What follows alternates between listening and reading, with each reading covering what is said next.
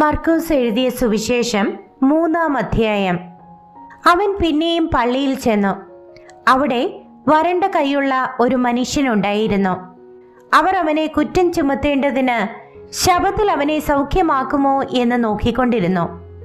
വരണ്ട കൈയുള്ള മനുഷ്യനോട് അവൻ, നടുവിൽ എഴുന്നേറ്റ് നിൽക്ക എന്ന് പറഞ്ഞു. പിന്നെ അവരോട്, ശബ്ബത്തിൽ നന്മ ചെയ്യുകയോ തിന്മ ചെയ്യുകയോ ജീവനെ രക്ഷിക്കുകയോ കൊല്ലുകയോ ഏത് വിഹിതം എന്ന് ചോദിച്ചു. അവരോ മിണ്ടാതിരുന്നു. അവരുടെ ഹൃദയകാഠിന്യ നിമിത്തം അവൻ ദുഃഖിച്ചുകൊണ്ട് കോപത്തോടെ അവരെ ചുറ്റും നോക്കി ആ മനുഷ്യനോട്, കൈ നീട്ടുക എന്ന് പറഞ്ഞു. അവൻ നീട്ടി, അവന്റെ കൈ സൗഖ്യമായി. ഉടനെ പരീശന്മാർ പുറപ്പെട്ട് അവനെ നശിപ്പിക്കേണ്ടതിന് ഹെരോദ്യരുമായി ആലോചന കഴിച്ചു. യേശു ശിഷ്യന്മാരുമായി കടൽക്കരയ്ക്ക് വാങ്ങിപ്പോയി.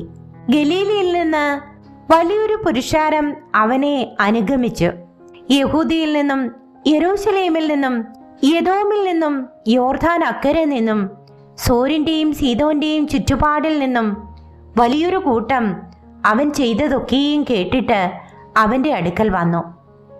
പുരുഷാരം തന്നെ ഞെരുക്കാതിരിക്കേണ്ടതിന് അവരുടെ നിമിത്തം ഒരു ചെറു പടക് തനിക്ക് ഒരുക്കി നിർത്തുവാൻ അവൻ ശിഷ്യന്മാരോട് പറഞ്ഞു. അവൻ അനേകരെ സൗഖ്യമാക്കുകയാൽ ബാധകൾ ഉള്ളവരൊക്കെയും അവനെ തൊടേണ്ടതിന് തിക്കി തിരക്കി വന്നു. അശുദ്ധാത്മാക്കളും അവനെ കാണുമ്പോഴൊക്കെയും അവന്റെ മുൻപിൽ വീണു. നീ ദൈവപുത്രൻ എന്ന് നിലവിളിച്ചു പറയും. തന്നെ പ്രസിദ്ധമാക്കാതിരിക്കേണ്ടതിന് അവൻ അവരെ വളരെ ശാസിച്ചു പോന്നു. പിന്നെ അവൻ മലയിൽ കയറി തനിക്ക് ബോധിച്ചവരെ അടുക്കൽ വിളിച്ചു. അവർ അവന്റെ അരികെ വന്നു. അവൻ തന്നോടുകൂടി ഇരിപ്പാനും പ്രസംഗിക്കേണ്ടതിന് അയപ്പാനും ഭൂതങ്ങളെ പുറത്താക്കേണ്ടതിന് അധികാരമുണ്ടാകുവാനും 12 നിയമിച്ചു. ശിമോന് പത്രോസ് എന്ന് പേരിട്ടു. സെബദിയുടെ മകനായ യാക്കോബ്, യാക്കോബിന്റെ സഹോദരനായ യോഹന്നാൻ, ഇവർക്ക് ഇടിമക്കൾ എന്നർത്ഥമുള്ള ബൊവനേർഗസ് എന്ന് പേരിട്ടു. അന്ത്രയാസ്, ഫിലിപ്പോസ്, ബർത്തലോമായി, മത്തായി, തോമാസ്, അൽഫായുടെ മകനായ യാക്കോബ്, തദ്ദായി, കനാന്യനായ ശീമോൻ, തന്നെ കാണിച്ചു കൊടുത്ത ഇസ്കരിയോത്ത് യൂദ എന്നിവരെ തന്നെ. അവൻ വീട്ടിൽ വന്നു. അവർക്ക് ഭക്ഷണം കഴിപ്പാൻ പോലും വഹിയാതെ വണ്ണം പുരുഷാരം പിന്നെയും തിങ്ങിക്കൂടി വന്നു. അവന്റെ ചാർച്ചക്കാർ അത് കേട്ട് അവന് ബുദ്ധിഭ്രമമുണ്ട് എന്ന് പറഞ്ഞ് അവനെ പിടിപ്പാൻ വന്നു. യെരൂശലേമിൽ നിന്ന് വന്ന ശാസ്ത്രിമാരും അവനും ബേത്സെബൂലുണ്ട്, ഭൂതങ്ങളുടെ തലവനെ കൊണ്ട് അവൻ ഭൂതങ്ങളെ പുറത്താക്കുന്നു എന്ന് പറഞ്ഞു.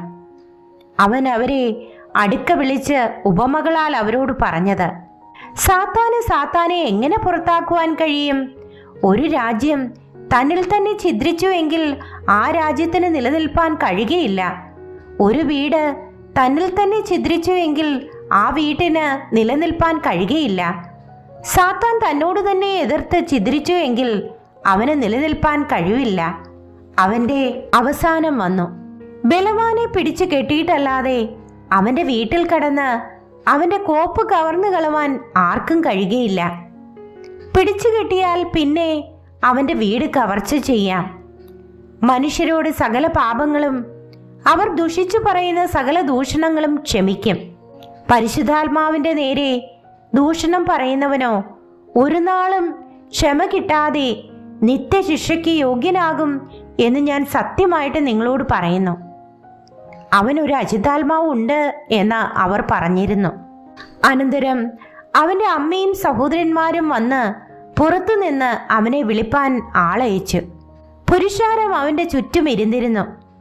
അവർ അവനോട്, നിന്റെ അമ്മയും സഹോദരന്മാരും പുറത്തുനിന്ന് നിന്നെ അന്വേഷിക്കുന്നു എന്ന് പറഞ്ഞു.